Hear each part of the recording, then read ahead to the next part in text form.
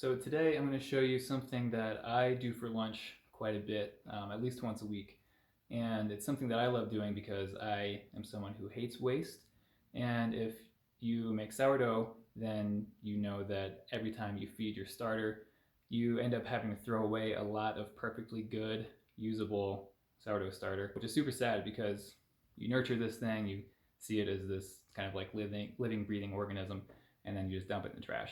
So I don't do that. I save all of my starter discard. I keep it in a really gigantic peanut butter jar in the fridge. It basically lasts forever, more or less. I mean, don't quote me on that, but it lasts for a really long time in there, and I just kind of keep cycling through it. I'll clean the whole thing out at some point or another. But anyway, so this is a dish that I got from Pro Home Cooks. What I'll do is I'll just kind of look around my kitchen and see what I have, and just kind of make it based on that. This is a really versatile style of dish.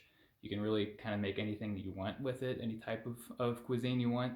I love it because it allows me to use this really nutritious substance, which is it's still high in probiotics. It's still got protein from using really good flour. Some people may not like it actually. If you like the sourdough funk, it's like that, but times like 500. It just has like a super concentrated fermenty flavor, which I like, and is an interesting complement for a lot of different types of food. Anyway, I looked around my kitchen today during lunch, and I saw that I have some Kalamata olives, and I've got some feta cheese, and I'm doing a CSA right now from New Mexico Harvest. So if anybody is in New Mexico, definitely check them out. And so I wanted to make use of that tomato, and so I figured I would pair it with the cheese and olives and make kind of a Greek-ish Mediterranean type of sourdough pancake. So yeah, let's get started. All right, I've got my ingredient all prepped out here and ready to go, including my really beautiful heirloom tomato that came from my CSA drop, which I decided to base this whole meal around. Chopped up some Kalamata olives and feta cheese. And I've got my sourdough starter discard. Some of this is probably over 2 months old. Some of it's probably about 2 weeks old by now. I just kind of keep it all lumped in together, but as you can see, it's still got air bubbles. It's still alive. It's just dormant in the fridge, so it's not rotten or smelly or gross or anything. It's still perfectly good and usable. And I'm going to heat up a pan at about a low medium until it starts getting smoky. Make sure I've got a nice even coating of oil on the bottom of it because it will stick. And I'm just going to dump starter discard straight onto it. I want it to be about enough so that when it rises after it's cooked, it's about ½ inch thick or so. If it gets too thick, it won't cook through all the way, but just going to plop it on there, spread it out into a thin layer, drop the Kalamata olive chunks on it, drop the feta cheese chunks on it, and then I'm going to top that with some coarse sea salt, a little bit of red pepper flake.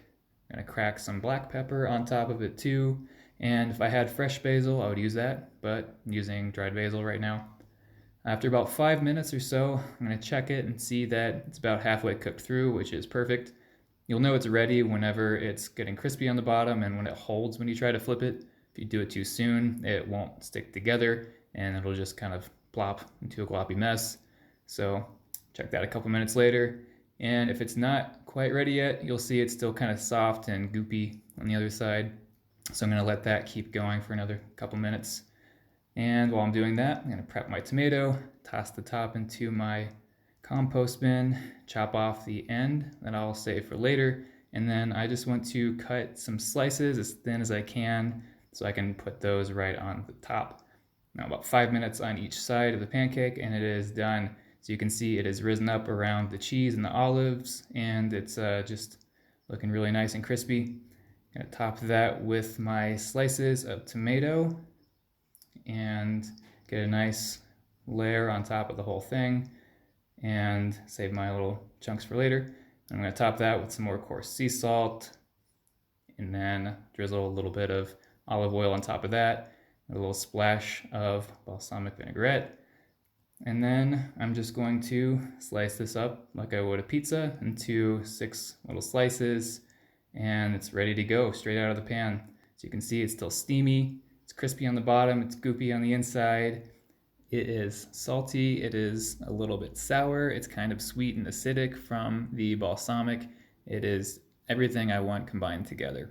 So that was my sourdough discard pancake for today. I hope that you try this at home and make your own variations on it. I've done so many different versions of this, and really I've liked every single one that I've made. I haven't made one that I didn't like. So today it happened to be an heirloom tomato that I wanted to base it around, but really whatever you've got in your kitchen, you can probably make something delicious with it. You should really try this out, and thanks for watching.